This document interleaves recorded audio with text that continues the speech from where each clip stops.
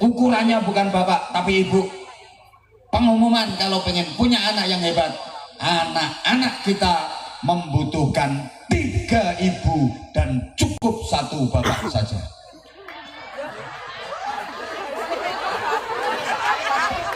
Loh, karena pendidik anak itu bukan bapak, 1 aja udah cukup.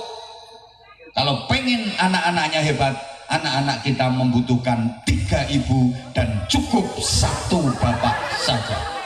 Sorry Bu, saya nggak ngawur. Ini ada dasarnya. Sahabat bertanya kepada Rasulullah, siapa di dunia ini yang paling wajib aku hormati? Ummuka, ibumu. Siapa lagi ya Rasul? Ummuka, ibumu. Siapa lagi ya Rasul? Ummuka, ibumu. Ummuka, ummuka, ummuka. Ibumu, ibumu, ibumu. Berapa? Berapa? Kemudian siapa lagi ya Rasulullah? Abuka, bapakmu. Berapa? Bapaknya berapa? Ibunya berapa? Jadi kalau bapaknya 1, ibunya 5. Ibu-ibu ini bisa hitung-hitung apa enggak ya? Coba dengerin. Ummuka, ummuka, ummuka. Ibumu, ibumu, ibumu. Berapa? 3. Abuka, bapakmu. Berapa? Bapaknya berapa? Ibunya berapa? Jadi kalau bapaknya 1, ibunya. Para edan-edan sekalian, udah gede-gede nggak bisa berhitung. Dabuk, jangan marah dulu sama saya. Saya bilangnya kan 3 ibu bukan 3 istri. Yang dimaksud 3 ibu itu 1 ibu kandung, 2 ibu susu, 3 ibu guru. Kalau pengen punya anak yang hebat, anak-anak kita membutuhkan ibu kandung yang mengandung dengan ikhlas, ibu susu yang menyusui secara tuntas, ibu guru yang mendidik dengan cerdas di usia emas agar anak berprestasi dan berkualitas. Dewe kata-kata ngene iki angel ora gampang. Mulane yo pengen murah ya bojomu kon ceramah. Nah iyalah. Nah iya. Ibu kandung yang mengandung dengan ikhlas, ibu susu yang menyusui secara tuntas, ibu guru yang mendidik dengan cerdas. Dan 3-tiganya ini bisa dikerjakan dengan perempuan yang bernama ibu. Bapak-bapak nggak mungkin bisa. Halo? Ya Allah, gak nyaut. Rasulullah itu juga punya 3 ibu. Terpisah, semuanya manusia. Ada ibu kandung, ada ibu susu, ada ibu guru. Saya ulang, Rasulullah punya 3 ibu juga. Ada ibu kandung, ada ibu susu, ada ibu guru. Ibunya 3. Ibu kandungnya Sayyidah Aminah, ibu susunya Halimatus Sa'diyah, ibu gurunya Ummu Aiman, nama aslinya Barokah. Halo? Ya Allah, nanti rumah bang. Lah anak-anak sekarang ibunya juga 3, terpisah, tapi yang 2 bukan manusia. Ibu kandungnya Siti, ibu susunya sapi, ibu gurunya wifi. Ya ora betul, ya ora laris. Iso. Ya Allah. Ya Allah ya Karim. Bapak Ibu jamaah rahimakumullah. Perempuan mampu kok, coba jadi ibu kandung. Perempuan mampu 9 bulan lebih. Berat, Bapak maaf, ngandung itu berat Pak. Baru hamil muda aja udah sakitnya luar biasa. Muntah kering nggak keluar apa-apanya. Ditakoni tanggane, nyapon doh kok muntah-muntah. Aku meteng. Sakit. Makin lama makin besar, makin besar, makin berat, makin berat. Orang kena diselehke. Yo ngomong kena diselehke sing genah ya, repot masak selehke rampung cendelke meneh. Berat to Pak, ngene wis gede kae, ge mlumah ampek, ge miring sesek, ge mengkurep remek kae Pak. Bapak nggak mungkin kuat. Coba Bapak latihan meteng-metengan Pak. Wis ora usah gede-gede, jirigen taleke wetengmu. Nah, coba kuat pirang menit sampe. Ini 9 bulan lebih Pak. Wong lanang gak mesake malah bahannya ditambahi. Mangsane ora abot piye kok ya.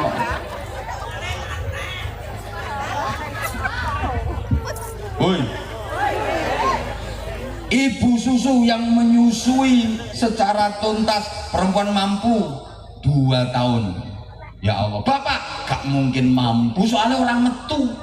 Wong lanangin aja disedot nganggo desel ya orang metu. Ibu tenang Ibu, sing ikhlas. Ibu menyusui anak itu pahalanya besar. Bikul 5 syotin mi'atu hasanatin. Sak sesepan itu ganjaran 100 Bu. Taman ngemi iki serut 100 ganjaran. Serut 200. Serut 500. Serut 700. Makanya sama lek ngemi iku sangun kalkulator. Kapan kerja serut cetek. Serut tek. Terus tek. Gale rampung totalan. Ya Bang. Petang puluh gak ya untuk petang ewu sampe. Masya Allah. Apa maneh anakmu nganti kuliah ora disapih.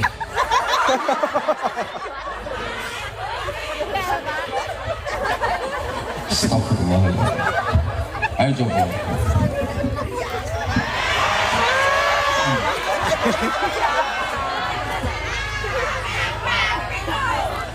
Ya apik Sri.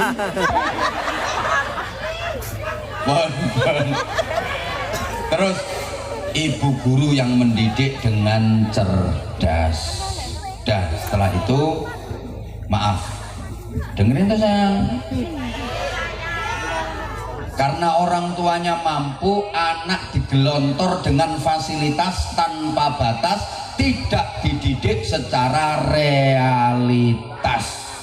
Pendidikan untuk anak yang benar itu pendidikan realitas, bukan pendidikan fasilitas. Banyak orang tua yang merasa kaya sehingga anaknya tidak dididik secara realitas, tapi dicukupi dari semua fasilitas. Gue paham enggak? Jangan ngomong ini.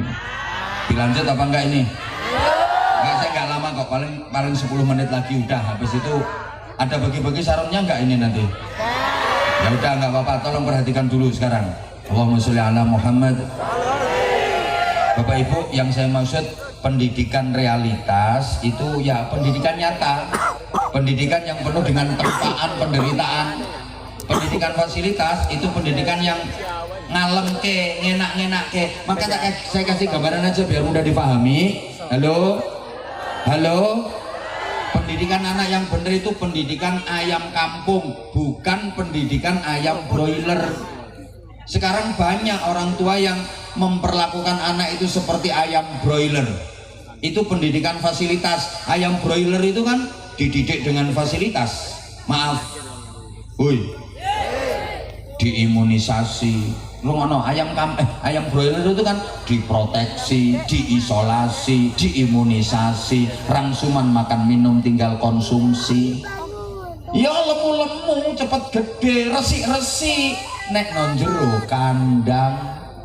Coba ono angin kae kandange morat maret kae, delok ayam broiler kari dolongap ambek telo kae. Melaku itu buruan sak kancane guling ra iso tangi. Tiba sithik suwiwine sengkleh. Gak kuat. Kenapa? Ya karena dia dididik dengan fasilitas. Anak itu kalau dididik dengan fasilitas, anak mama, metet anakmu. Orang tahu dididik soro babar pisan. Kanginan nih lo, mengi anakmu. Ono koncone wahing iso mencelat.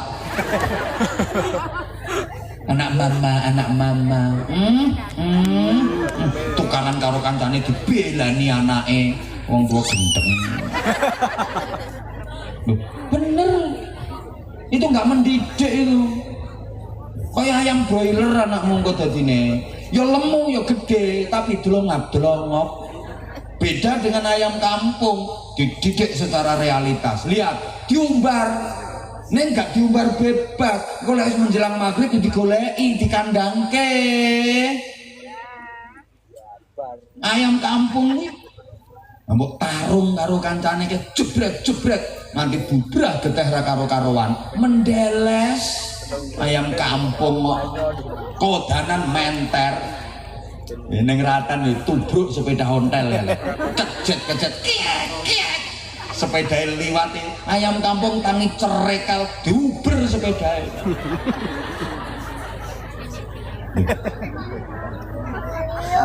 bener. Maka saya sering istilahkan gini, kata kuncinya gini, jangan kau persulit hidup anakmu dengan membiasakannya hidup mudah. Membiasakan anak hidup mudah itu sama dengan mempersulit hidup anak kita sendiri. Orang tua sekarang itu punya naluri jahat. Cukup aku orang tuanya yang menderita, asal anak saya jangan menderita. Saya kerja keras untuk siapa kalau bukan untuk anak. Ini naluri jahat, itu tidak mendidik. Nggak ada anak hebat dari fasilitas orang tua, itu nggak ada. Halo? Loh, orang tua sekarang kan banyak yang punya naluri jahat kayak gitu.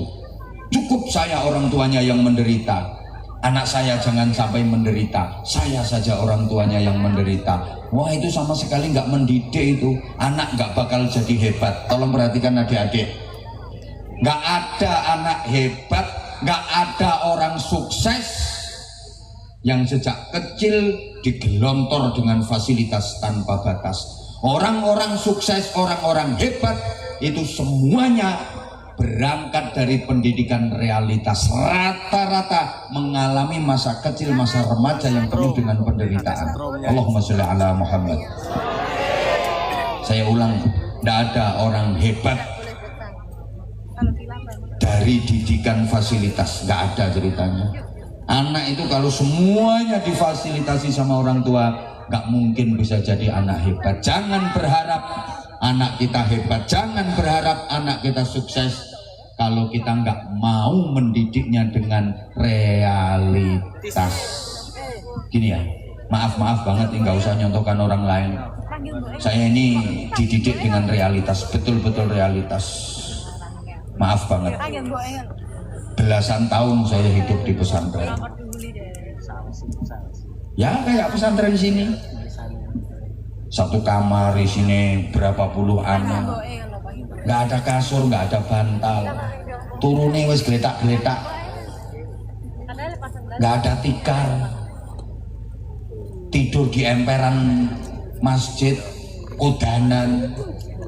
Belasan tahun saya hidup seperti itu. Orang itu kalau terbiasa dengan penderitaan, suatu ketika dewasanya dia hidupnya kok menderita, nggak kaget. Wes kulino, wes terlatih. Suatu saat dia hidupnya mulia, terhormat, insya Allah nggak bakal sombong, karena dia bisa merasakan orang yang menderita, sebab dia punya pengalaman menderita. Saya ulang. Wong iku nek kulino loro, suatu saat ngalami urip loro, ora kaget wis kulino. Suatu saat ngalami urip enak, ora sombong. Dia bisa merasakan deritane wong loro. Understand? Tapi wong iku nek kulinane urip enak, dikulino dimanja, dicukupi fasilitas. Ya nek uripe gedene enak wis ora masalah. Bareng uripe menderita gedene nyonyor. Orang kira kuat. Oke. Saya belasan tahun saya di pesantren. Maaf. Pangananku ya wis kangkung, godhong kates. Ketemu iwak asin, tahu tempe, pesta wisan. Mangan ya sego kadang wis gak ono lawe, lombok karo uyah korok ditutuli ngono bendrang wis. Seneng wisan ketemu bendrang. Belasan tahun. Makanya maaf, sekarang saya diundang ceramah kemana-mana atau misalnya namu ke rumah jenengan, aku disuguhi kangkung, bayem, godhong kates, terong, bendrang. Orang kaget, pangananku puluhan tahun. Tahe sampe disuguhi sate, imbuh. Nambah. Soro ayo enak ayo, wis kulino soro kok. Ngono lho. Ayo coba wong sing kulinane panganane enak-enak tok cilik. Kayak kangkung, kembung, kayak sambal terong, mencret. Iya ora? Gampang gereng, gampang gereng. Saya tidur geletak-geletak, nemper-nemper godaan kamar. Lu ora usah lemek, ora usah bantal. Saiki aku kon turu no gerdu no pos jaga kae. Ya iso wis kulino ki biyen ngono kuwi. Aku kon turu no empere masjid. Wis biasa kulino, transit nggone panitia. Maaf rumahnya sederhana biasa. Biasa saya. Wis kulino aku urip model ngono ku. Dinepke hotel bintang 5, tanek.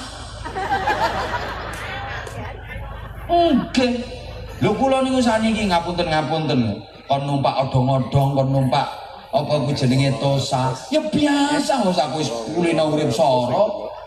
Aku ceramah iku biyen ket mulai sepeda motor nyilih minjem. Kok nek entuk berkat dibagi loro. Demi Allah. Mulai sepeda motor minjem, jangan dikira terus moro-moro enak ngono. Perjuangannya ndak karo-karuan. Sepeda motor minjem. Motor nyilih wong, maksudnya nyilih wong ya sak sing duwene tak jak ngeterne aku. Suwe-suwe iso alhamdulillah. Ngono kuwi. Lah saiki aku lho ditumpakke sepeda motor sing tak biasa. Kalau ke daerah-daerah yang memang akses jalan mobil nggak muat, ya numpak sepeda motor ya biasa. Numpak perahu tak macet no tengah kali. Kayak iso maju, kayak iso mundur perkara kabut.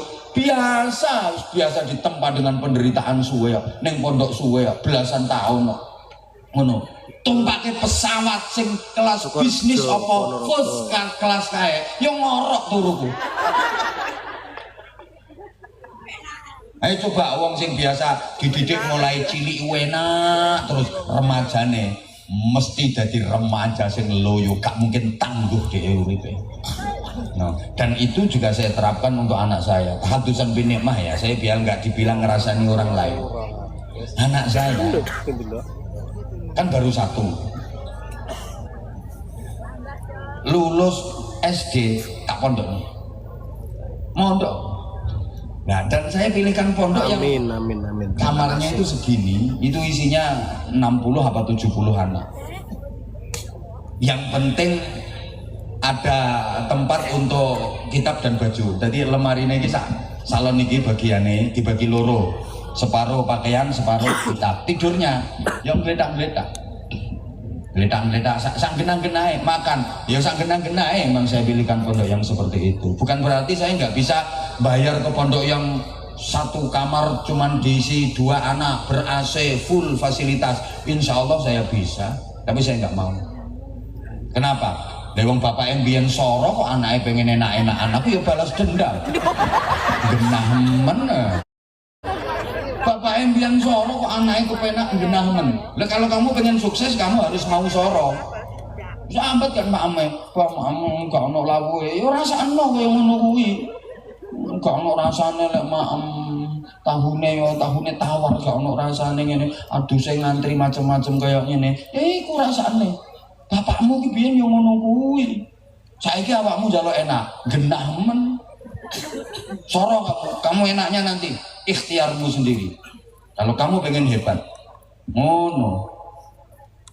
Keren aku. Kenapa? Ya aku pengen anakku gak manja. Aku pengen anakku tangguh. Nah orang tua sekarang kan menggaya. Anak neng pondok loro sithik ngono pengurusnya diwamu. Anak sampai kayak gini gak mau laporan ke orang tua. Nanti kalau anakku mati gimana? Mati tenan anakmu.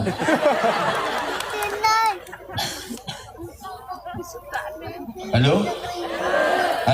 Loh. Nah bukan berarti terus saya mengongkon. Oh, nah ini artinya kan apa ya, membentuk karakter agar menjadi tangguh gitu loh Bu. Bukan berarti terus wane ngono ning pondok disoro-sorono nek perlu 7 dino ora usah dikei mangan. Ya ndak gitu, sesuai dengan perkembangan zaman. Tapi harus ada namanya ciri khas pesantren itu, ada riyadhahnya kok, ada nilai spiritualitasnya kok. Lah kalau digelontor dengan fasilitas tanpa batas, aku yakin nggak bakal bisa menjadi generasi yang hebat. Nilai barokahnya pasti akan berkurang. Mungkin pinter, oke. Tapi namanya al-hikmah wal barokahnya luntur. Wes mbok paham mbok enggak diomongin ini. Halo? Halo? Nah itu namanya aduh jam 12 besok. Jam 8 gundulmu amoh ngono. Kuwi lagi jam 8 jarene. Oh serintil. Jam 8 jarene. Ya maaf, aku ngomong serintil itu soalnya ya kan aku akrab karo ndekne. Wis tau tak kei sarung, wis tau tak kei sangu barang ngono. Sampai untune bogang kuwi lho. I love you serintil.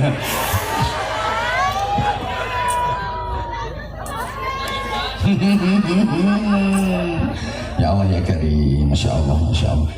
Kemudian tidak dimasukkan ke lembaga pendidikan yang pas dan berkualitas. Ini juga penting.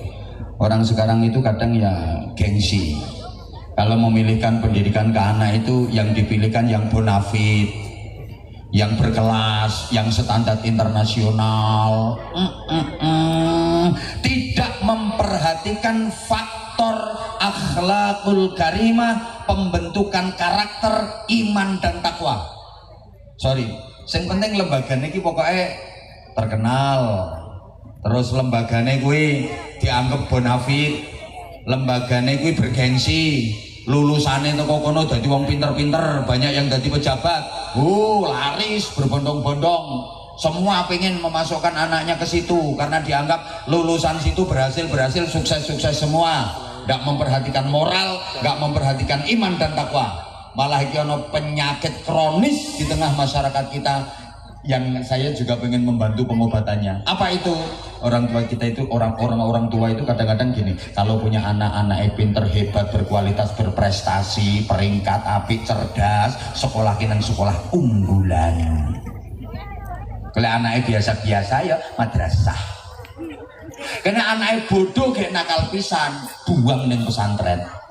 Jadi pondok di sini bocah guaan, dianggap bengkel, mulanya ya gudi kening. Anyel tenan alun. Halo? Halo? Astagfirullahaladzim. Bapak Ibu, ini gimana ya? Pondok-pondok pesantren itu maaf banget. Jadi ada semacam tekanan lepas dari permasalahan dan persoalan yang ada, gimana supaya orang tua itu takut memasukkan anaknya ke pondok pesantren, di framing macam-macam di media sosial yang dibesar-besarkan. Ini ada upaya ya sistematis, saya tidak memedeni, sesama ulama dibentur-benturkan. Akhirnya engkau nek kiai pondok kiai beda pendapat nganti tukaran, umat kan wis gak simpati karo kiai. Alah kiai ora kena di not, kiai ini udah tukaran. Dan nanti image masyarakat kan seperti itu. Jadi ada upaya kiai pondok kiai didu. Nah nek kiai ini udah tukaran, umat wis gak simpati, gak gelem manut nang kiai. Kiai ra kono nggo contoh. Terus masyarakat juga ditanamkan kebencian kepada pemerintah. Ini namanya berita hoax, namanya provokasi, namanya sing elek-elek di framing terus secara masif. Akhirnya masyarakat itu ngerasa seneng karo pemerintahan. Lho nek wis ngene iki, Indonesia gampang porak-poranda. Setiap mendekati awal tahun pelajaran masuk pondok pesantren, ada aja, sehingga akhirnya banyak pondok pesantren yang ketika tahun pelajaran baru hanya mendapatkan santri sedikit, jauh menurun dibanding tahun-tahun sebelumnya. Halo? Ya Allah, padahal mohon maaf banget, satu-satunya pendidikan karakter yang langsung sekaligus dididik iman takwanya, akhlaknya ya di pondok pesantren. Zaman sekarang ini mirip zamannya Nabi Nuh alaihissalam yang waktu itu banjir, semuanya tenggelam, semuanya mati. Yang selamat hanya orang-orang yang mau ikut naik perahunya Nabi Nuh.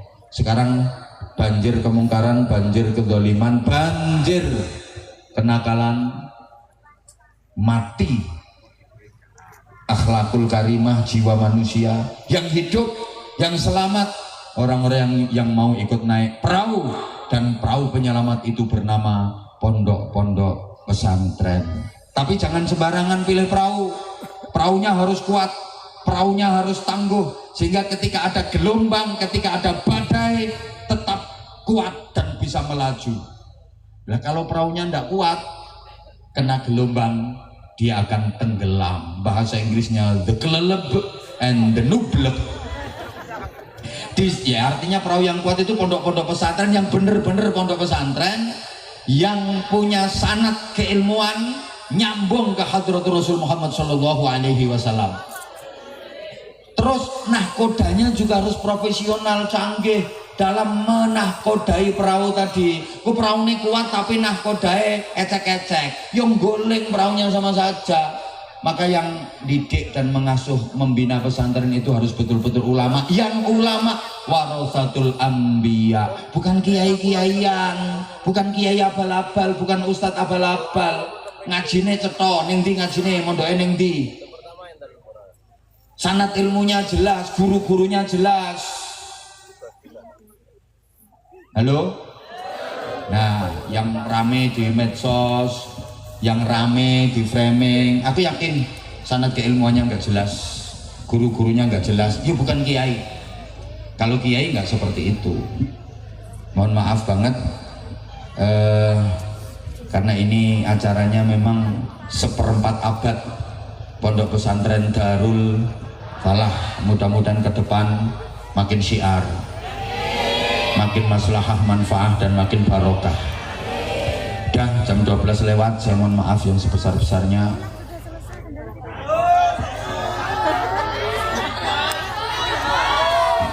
Lah ngono kok terusan. Ya udah, yang minta sarung, yang